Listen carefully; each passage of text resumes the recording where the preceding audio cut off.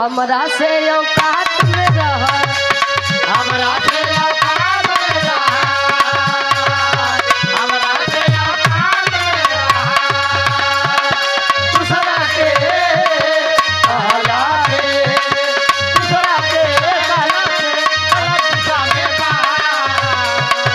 हमरा से औकात में रह, हमरा से औकात में रह।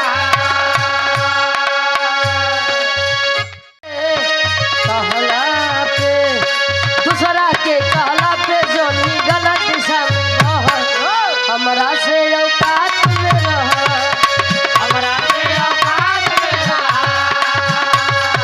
हमरा से औकात में रह।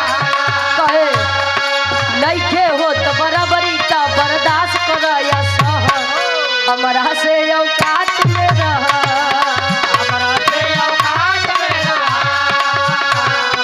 हमरा से औकात में रह। एके तनी सा बदलला कहे रंगदारी के बात न कर सगरो बाटे हला, राइफल से खूटा